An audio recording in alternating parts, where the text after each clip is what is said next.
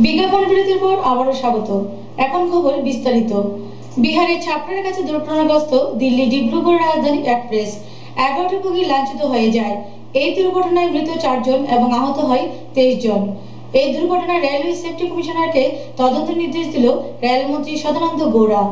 বিহারের ছাপড়ার কাছে দুর্ঘটনাগ্রস্ত দিল্লি ডিব্রুগড় রাজধানী এক্সপ্রেস 11টি বগি লাইনচ্যুত।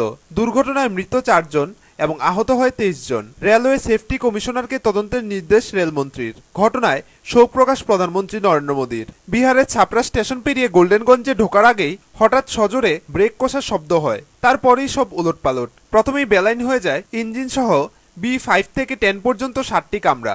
উল্টে যায় ট্রেনটির B1, B2, B3, B4 কামরা সহ প্যান্ট্রি কার। লাইনচ্যুত ট্রেনের ইঞ্জিন সহ 11টি বগি। দুর্ঘটনায় ঘটনাস্থলে মারা যান বেশ কয়েকজন যাত্রী। গুরুতর জখম হন অনেকেই। ভোরের আলো ফুটতেই ঘটনাস্থলে পৌঁছয় উদ্ধারকারী দল। আহতদের তড়িঘড়ি হাসপাতালে পাঠানোর কাজ শুরু হয়। মৃতদের পরিবারকে 2 লক্ষ টাকা ও আহতদের 1 লক্ষ টাকা আর্থিক সাহায্য দেওয়ার কথা ঘোষণা করে রেল। সামান্য চোট যারা পেয়েছেন তাদেরও 20,000 টাকা আর্থিক সাহায্য দেওয়ার কথা জানিয়েছেন রেল মন্ত্রক।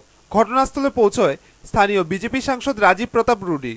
তার দাবি, দুর্ঘটনাস্থলে একটা অংশে রেল লাইন ভাঙা ছিল, এমনকি খোলা ছিল বেশ কিছু ফিশ প্লেট। রেলমন্ত্রী ঘটনাস্থলের উদ্দেশ্যে রওনা দেন। তিনি জানান, রেলওয়ে সেফটি কমিশনারকে তদন্তের দায়িত্ব দেওয়া হয়েছে। প্রধানমন্ত্রী নরেন্দ্র মোদী এবং স্বরাষ্ট্রমন্ত্রী রাজনাথ সিংহকে গোটা ঘটনার কথা জানানো হয়েছে বলে জানান রেলমন্ত্রী। I am heading for the towards Patna to the place of incident to see what all things happened there, how our officers worked out, and I want to see the real place of accident. For that I am rushing towards Patna now. Today morning I came to know the accident, and we monitored everything, the relief and other things that took place very fast, and officers have done their duty extremely well. 4 persons who died and 8 or 9 persons who are injured, and the persons have taken to the nearby hospital and they have given medical treatment, and we have ex gratia of rupees 2 lakh for the deceased and 1 lakh to the grievously injured, and persons of simple injuries have been given ex gratia of rupees 20,000. Now all the passengers in the train have shifted to the nearby station, and from there special arrangements have been made to the passenger to reach the destination. ঘটনায় শোক প্রকাশ করেছেন প্রধানমন্ত্রী নরেন্দ্র মোদী। এদিকে দুর্ঘটনার কারণ নিয়ে রেলমন্ত্রক ও Bihar police দ্বিমত। মাও নাশকতার আশঙ্কা রেলের, যদিও মাওবাদী তত্ত্ব খারিজ করে দিয়েছে ছাপড়ার পুলিশ প্রশাসন। 10 के आसपास की घटना है, जबकि ये झटका लगा गाड़ी को और गाड़ी ऐसा लगा जैसे गिर रही है।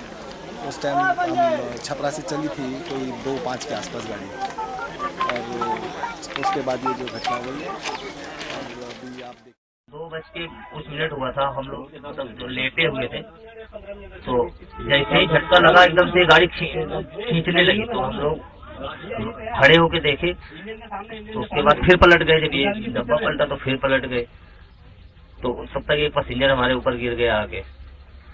तो कैसे भी तरीके से उठे, और फिर जब देखा कहीं से निकलने का जो देखा, तो बाहर थोड़ा सा एक जगह मिली, वहां से धीरे से चढ़ के हम बाहर निकले। बहुत लोग मर गए ना, कम से कम 10 से ज्यादा मर गए। বিহারের ছাপড়ায় নিরীহ মানুষের উপর নিরাপত্তা বাহিনী অত্যাচার করছে, এই অভিযোগে বন ডেকেছে মাওবাদীরা।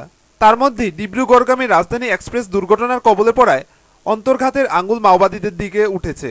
রেলমন্ত্রী সদানন্দ গৌড়া প্রথমে দুর্ঘটনার কারণ নিয়ে এই সন্দেহের কথা তুলে ধরেন, যদিও অন্তর্ঘাতের তথ্য খারিজ করে দিয়েছে Bihar police. And it happened between Goldenganj and Chhapra station of Sonpur division of East Central Railway. As a result of this accident, we have the confirmation of 4 deaths, and there are injuries to 8 persons who have been admitted into the Chhapra hospital, Sadar Hospital in Chhapra. And Honorable Railway Minister, Honorable Minister of State, Member Traffic and Member Mechanical, all these 4 persons have rushed from Delhi to the accident site to take stock of the situation and to meet the injured persons. প্রাক্তন রেলমন্ত্রী লালু প্রসাদ যাদবও এই ঘটনার পর রেলের ভূমিকা নিয়ে প্রশ্ন তুলেছেন। তার অভিযোগ, রাজধানী যাওয়ার আগে পাইলট ট্রেন চালানো হয়নি। डिब्रूगढ़ राजधानी पूरी तरह से हादसा हुआ। गोल्डनगंज छपरा, गोल्डनगंज क्लोज है छपरा हेडक्वार्टर से। हमारा क्षेत्र है यहाँ सभी रूढ़ी जिले एक भीषण हादसा। इस हादसा को टाला जा सकता था। सभी लोगों को मालूम है कितना दुख पहुंचा है हमको, कितना मोह है इस रेल के हादसा से। जब हम लोग देखते हैं नुकसान से जन धन सब बर्बाद। রেল মন্ত্রক ও বিহার পুলিশের দিনভর টানাপোড়েনের মাঝে স্বরাষ্ট্র দপ্তর এবং রেল দপ্তরের উচ্চপদস্থ কর্মকর্তাদের সঙ্গে বৈঠকে বসেন স্বরাষ্ট্রমন্ত্রী রাজনাথ সিংহ। বৈঠক শেষে তিনি জানান, ঘটনায় মাওবাদী যোগ আছে কিনা সেটা বলার সময় এখনো আসেনি। महीने के अंदर इस तरीके की घटनाएं घटे, ये एक बहुत ही गंभीर मामला और ये सीधा सीधा जुड़ता है अपनी रेल व्यवस्था की सुरक्षा के सवाल के ऊपर। इस दुर्घटना को स्वीकार करने की जगह रेल मंत्रालय आज एक अजीब व गरीब कारण खोज रही है और उनका ये कहना है कि ये माओवादियों का सबोटाज है। अब दूसरी ओर से देश के गृह मंत्री कहते हैं कि इस तरीके की कोई सूचना उनके पास प्राप्त नहीं है। तीसरी ओर से राज्य सरकार के मुख्यमंत्री कहते हैं कि ये सब बहाना है माओवादियों का, ऐसा कुछ नहीं है। बहुत चर्चाएं हुई पार्लियामेंट में, बहुत बार ये मांग आई, वो जो कोलिजन के जो सिस्टम्स हैं, सेफ्टी के जो सिस्टम्स है आधुनिक, उसको लागू करने में क्यों झिझक रही है रेल मंत्रालय और रेल मंत्री, इसके बारे में पहले कभी जवाब नहीं आया, लेकिन अब ये साबित हो रहा है कि ये जवाब की बहुत सख्त जरूरत है। ব্যুরো রিপোর্ট, খবর ত্রিপুরা। আসন্ন ত্রিস্তর পঞ্চায়েত নির্বাচনে ত্রিপুরার মোট 591টি পঞ্চায়েতে 6111টি আসনে মোট 13,584 জন প্রার্থী তাদের মনোনয়নপত্র জমা করেছেন। এই বছরে প্রথমবারের মতো রাজ্যে 8টি জেলা পরিষদের নির্বাচন হতে যাচ্ছে। আগামী 15 জুলাই গণদেবতারা এই সকল প্রার্থীদের ভাগ্য নির্ধারণ করবেন। আসন্ন ত্রিস্তর নির্বাচনে ত্রিপুরায় মোট 591টি পঞ্চায়েতে 6111টি আসনে মোট 13,584 জন প্রার্থী তাদের মনোনয়নপত্র জমা করেছেন। 35টি পঞ্চায়েত সমিতির 419টি আসনে 1143 জন প্রার্থী মনোনয়নপত্র জমা করেছেন। এবছরই প্রথমবারের মতো রাজ্যে 8টি জেলা পরিষদে নির্বাচন হতে যাচ্ছে। এই 8টি জেলা পরিষদে মোট আসন রয়েছে 116টি। মনোনয়নপত্র দাখিল করেছেন 401 জন প্রার্থী। রাজ্য নির্বাচন দপ্তর সূত্রে এই তথ্য জানা গিয়েছে। ভারতীয় জাতীয় কংগ্রেস, সিপিআইএম, বিজেপি, তৃণমূল কংগ্রেস দলের পাশাপাশি ফরওয়ার্ড ব্লক, সিপিআইএম, আমরা বাঙালি, আইএনপিটি, এসইউসিআই, জেডিইউ সহ নির্দল প্রার্থীরা প্রতিদ্বন্দ্বিতা করছেন। আগামী 15 জুলাই গণদেবতারা এই সকল প্রার্থীদের ভাগ্য নির্ধারণ করবেন। ব্যুরো রিপোর্ট, খবর ত্রিপুরা। গোমতী জেলার বিভিন্ন হাসপাতালগুলিতে ম্যালেরিয়া রোগীদের খোঁজ খবর নেন মন্ত্রী রতন ভৌমিক। হাসপাতালগুলিতে স্বাস্থ্য পরিষেবা উন্নত করার জন্য তিনি আবেদনও জানান। উদয়পুর মহকুমায় ম্যালেরিয়া আক্রান্ত রোগীর একজনেরও মৃত্যু নেই, তবে ম্যালেরিয়া আক্রান্ত রোগী রয়েছে 83%। গোমতী জেলায় ম্যালেরিয়া আক্রান্ত রোগীরা সঠিক পরিষেবা পাচ্ছে কিনা তদারকির জন্য দায়িত্বে রয়েছেন মন্ত্রী রতন ভৌমিকের। ইতিমধ্যে তিনি করবুক, অমরপুর মহকুমা হাসপাতালগুলি প্রদক্ষিণ করেছেন। বুধবার সকাল 11টা নাগাদ মন্ত্রী প্রদক্ষিণ করলেন উদয়পুর ত্রিপুরা সুন্দরী হাসপাতালে, প্রদক্ষিণ করলেন টেপানিয়া গোমতী জেলা হাসপাতাল, তারপর কিল্লা প্রাথমিক স্বাস্থ্যকেন্দ্র সহ সব কয়েকটি স্বাস্থ্যকেন্দ্রে। এছাড়াও প্রদক্ষিণ করার পাশাপাশি ম্যালেরিয়া আক্রান্ত রোগীদের সাথে কথোপকথন করেন। সমস্ত হাসপাতালগুলিতেই দফায় দফায় বৈঠক সংগঠিত করে। উপস্থিত ডাক্তারবাবু সহ স্থানীয় হাসপাতাল সুপারদের সাথে ম্যালেরিয়া বিষয়ক মত বিনিময় করেন মন্ত্রী। নির্দেশ দেওয়া হয় সমস্ত হাসপাতালের তত্ত্বাবধানে বেশ কিছু মেডিকেল টিম, দরকার হলে ম্যালেরিয়া বিষয়ক সচেতনতা শিবির, ম্যালেরিয়া বিষয়ক সমস্ত ওষুধপত্র হাসপাতালগুলিতে মজুত রাখা ইত্যাদি। সেই ওষুধ বিনামূল্যে দিতে হবে। এদিক থেকে রাজ্য সরকারের কোনো রকম ঘাটতি যাতে না থাকে। তবে মন্ত্রী রতন ভৌমিক বলেন, ইতিমধ্যে গোমতী জেলার অমরপুর, করবুক মহকুমায় যেমন সবচেয়ে বেশি মৃত্যু ঘটছে, তেমনি ম্যালেরিয়া সংক্রান্ত রোগীর সংখ্যাও বাড়ছে।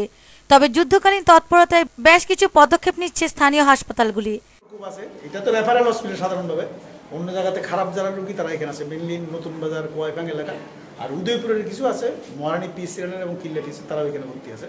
কেন এখান থেকে ভালোই ব্যবস্থা আছে মোটামুটি, আমাদের ওষুধের তো কোনো প্রবলেম নাই, আর ডাক্তারবাবু দেখতেছে, আর হেলথ ক্যাম্প সব জায়গায় হইতেছে, তো এখন আন্ডার কন্ট্রোল।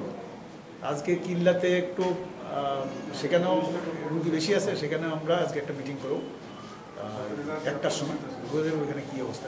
এমনি সবাই মোটামুটি সব জায়গাতেই খুব ভালো। এখানে কিছু রুগী আসছে একবারে আনকনসাস এসছে নতুন বাজার বা কয়েকখান থেকে, এখানে এখন সুস্থ আছে। উদয়পুর মহকুমাতে মৃত্যু তো না, মৃত্যু। এদিকে উদয়পুর মহকুমায় মৃত্যু না ঘটলেও প্রায় 83% মধ্যে সবচেয়ে বেশি ম্যালেরিয়া আক্রান্ত রোগী রয়েছে মহারানী ও কিল্লাতে। মন্ত্রীর কড়া বার্তা সমস্ত হাসপাতালেই রোগীদের প্রতি ডাক্তারবাবুরা যেন সুষ্ঠু পদক্ষেপ নেয়। এদিকে সোমবার মন্ত্রী হাসপাতাল চত্বরে পা ফেলার সাথে সাথে স্থানীয় ডাক্তাররা কর্মকর্তাদেরও দৌড়ঝাঁপ ছিল প্রবল, যা অন্য সময় এই ধরনের চিত্র ফুটে ওঠে না অভিমত স্থানীয়দের। উদয়পুর থেকে বাণীব্রত দত্তের রিপোর্ট, খবর ত্রিপুরা। আবার নিয়ে নিচ্ছে ছোট একটি বিজ্ঞাপন বিরতি, সঙ্গে থাকুন খবর ত্রিপুরা।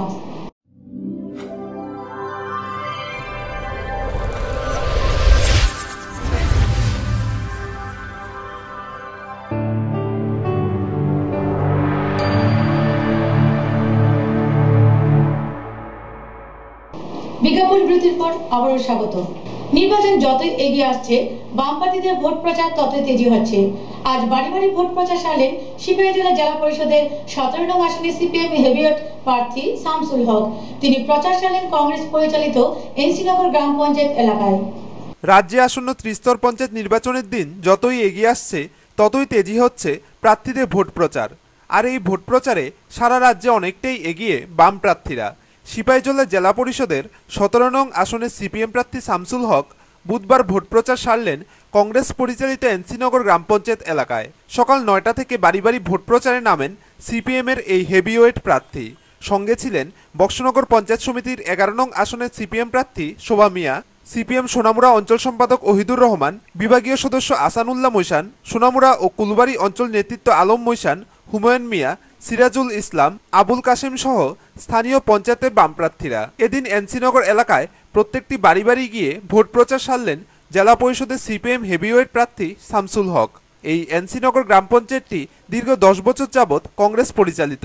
একটা সময় কংগ্রেসের খাস তালুক বলে পরিচিত ছিল এই পঞ্চায়েত এলাকাটি।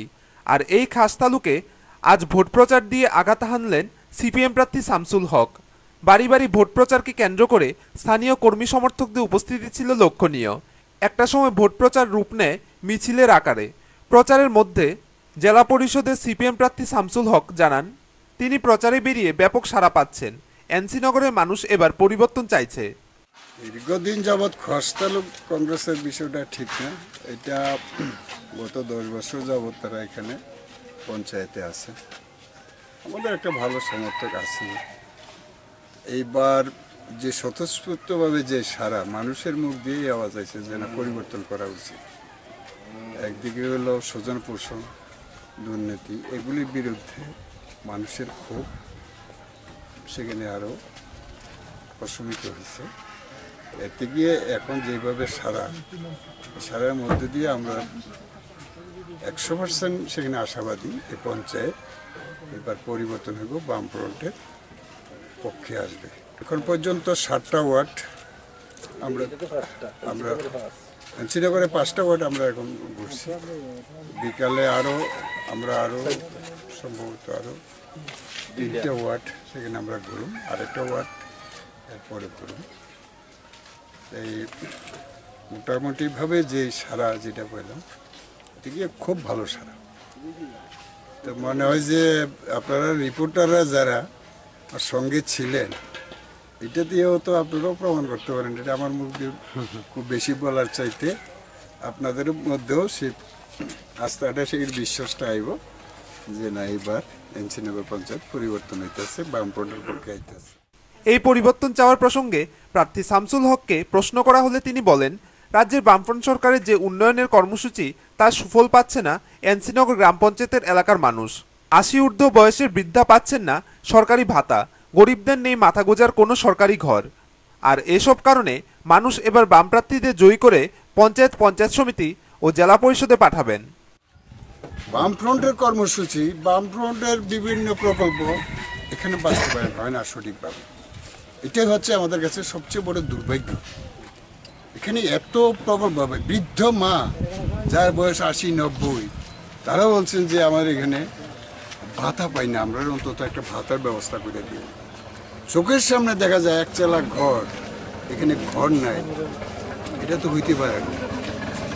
এটা তো এখানে একটা ঘরের যেখানে দেওয়ার দরকার সেভাবে দেয় না। এতে গিয়ে সেখানে স্বজন পোষণ এটা এস্টাবলিশড হয়েছে এনসি নগরের মানুষের কাছে, যাতে তারা পরিবর্তন চায়, বামফ্রন্টকে সেখানে চায়। এবার আমরা দৃঢ় আস্থা নিয়ে এই কথা আমরা বলতে পারি এইবার এই পঞ্চায়েত বামফ্রন্টের পক্ষে আসবে। তবে আজকের এই প্রচারে যে সোনামুড়ার কংগ্রেসের ঘাঁটি বলে পরিচিত এনসিনগর এলাকায় কংগ্রেসে ফাটল ধরেছে তার কিন্তু আজ করা গেছে। কারণ যেভাবে বিপুল সংখ্যক কর্মী সমর্থক বাম প্রার্থীদের সাথে প্রচারে অংশ নিয়েছে, তাতে এনসিনগর পঞ্চায়েত যে এবার সিপিএম এর দখলে যাচ্ছে তা কিন্তু আশঙ্কা করছে রাজনৈতিক মহল। সুকান্ত বর্মন ও রতন দাসের রিপোর্ট, খবর ত্রিপুরা। রেলের ভাড়া বৃদ্ধির প্রতিবাদে রাজ্যব্যাপী বিক্ষোভ কর্মসূচি পালন করে সিপিএম দল। সিপিএম এর ডুগলি বিভাগীয় কমিটি এক বিক্ষোভ র্যালির আয়োজন করে।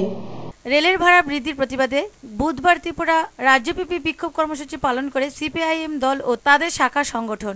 এর প্রেক্ষিতেও এই দিন সিপিআইএম এর ডুগলি বিভাগীয় কমিটির তরফে এক বিক্ষোভ র্যালির আয়োজন করা হয়।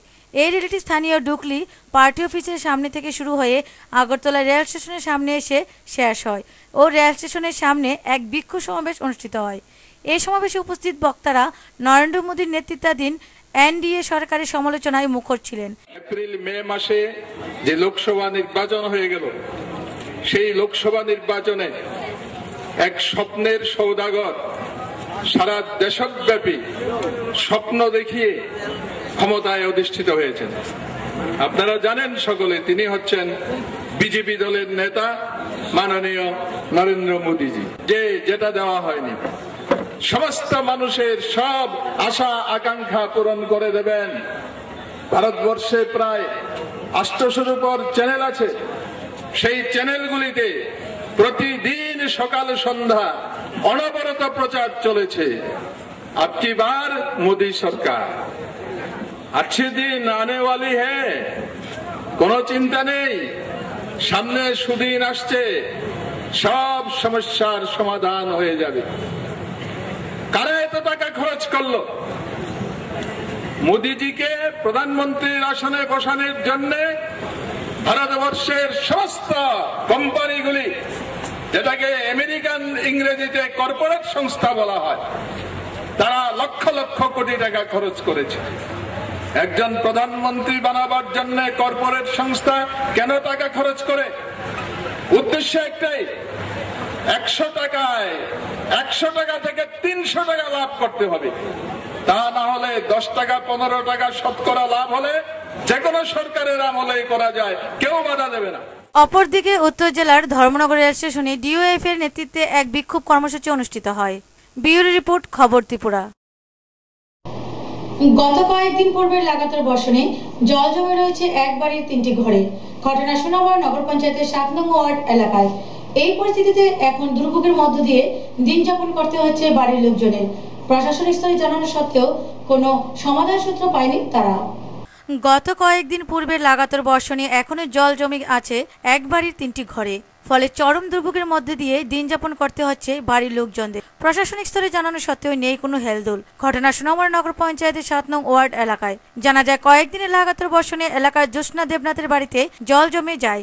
জল জমে তার বাড়ির 3টি ঘরে। কিন্তু আজ কয়েকদিন পরও জল জমে আছে তাদের ঘরে। তাদের বাড়ির পাশে একটি পুকুর ছিল, কিন্তু বর্তমানে পুকুরটি ভরাট করে ফেলায় জল যাওয়ার রাস্তা বন্ধ হয়ে যাওয়ায় জল জমে যাচ্ছে তাদের বাড়িতে। জ্যোৎস্না দেবনাথের ছেলে তপন দেবনাথ দিনমজুর। বর্তমানে সে কাজ বন্ধ করে বাড়িতে জল সরানোর কাজ করছে। তার ছেলে মেয়ের পরীক্ষা চলছে বিদ্যালয়ে, ফলে ব্যাঘাত ঘটছে পড়াশোনায়। তাদের ঘরগুলি পরিণত হয়েছে হাঁসের চারণভূমিতে। এলাকার কাউন্সিলর লিলুফা বেগমকে জানিয়েও কোনো কাজ হয়নি বলে জানান জ্যোৎস্না দেবনাথ ও তার পরিবার। দীর্ঘদিন হয়েছে, মোটামুটি 8-10 দিন লাগায় যে বৃষ্টি হচ্ছে অনাভাবে ঘরের মধ্যে জল, ভাতটা টানতে পারে না, চুলার দুয়ারে জল, আলাদা ইট দিয়ে আপনার আলগা চুলা করছি, এবার আহন জানা। এরপরে আপনার বাইরে চেয়ারে বইয়ে ভাত খাওয়ান লাগে, এই অবস্থা। তারা কইছে, তারা আমরা ঘরে দাবি করছিলাম, কইছে যে পরে দেমো আজ দেমো কাল দেমো করতে। এই পর্যন্ত দীর্ঘদিন ধরে তারা ঘুরিতেছে। এই আমি কি ঘরে থাকি না না তারা কোনো সারাই দেন এই ব্যাপারটা। এদের ইন্দা মাঠে পুকুরটা ফুরাইছে, পুকুরটা তো দুদিতে ফুরাইছে, আজকে আমার গাতে বন্ধ করেছে, চতুর্দিকে জল মেরেছে, আমরা জলে যাওয়ার কোনো ব্যবস্থা করে দিতেছে না তারা। আমরা আজ অনেকদিন যাবো জলের কাজ বুক করতেছি। এরপরে আমরা যে 10 গাড়ি মাটি এনে ফেলাছি, বহুত কষ্ট হয়েছে, টাইম আনতে ছিঁড়া যায়, যে কামের উপর সব কিছু ফুলা বানিয়ে প্রাইভেট খরচা দিতে পারি না, নিজে চলতাম পারতেছি না, ইনকাম সোর্স কমে আছে। ঘরে একটা আমার মোটামুটি আপনার ওয়াল পুরা ভাড়া দিয়েছি। অনেকে এটা রাত্রিবেলা যে কোনো সময় একটা ভূমিকম্প হলে আমরা ঘর তলে প্রাণ হারাতে বাধ্য হয়েছি। আমরা কই যাও, সরকার কোনো ভূমিকা নেয় না, নগর পঞ্চায়েত কোনো ভূমিকা নেয় না, বা এলাকার কোনো নেতৃত্বের কোনো আজ বন্ধু দেখছি না। কি বা তোরা কী পজিশনে আস, এই আজ বন্ধু দেখছো না, এলাকার মেম্বার প্রধান চেয়ারম্যান আজ বন্ধু কেউ আসে না, আজ বন্ধু এতদিন লাগে যে বৃষ্টি হইতেছে, বা তোরা কী হালা আস। এই নগর পঞ্চায়েতে একটা ঘর দিছে, দিয়া তারা এবার কইছে ঘর দিব দেয় না। তাই আমরা ওখানে পোলা ভাই না, এই জলের তলে মাইটা গুড়া একটা ঘর জলের তলে পড়ে দিতে গেছে, আরেক ঘর জল, ঘরের থেকে বাড়িতাম পারি না। তো তারার কাছে গেলে তারা কয় ওই মুস্তফার কাছে যাইতাম, ওই একজনে কয় ওই আবু তারের কাছে যাইতাম। তারার কাছে গেলে তারার কাছে আমরা কোনো একটা ইয়া পাই না। ওখান আমরা ঘর বেড়ে ইয়া পড়তে আছে, ঘরও ঘুমাইতাম পারি না, ঘরের মেয়েজন ঘুমান যায় না।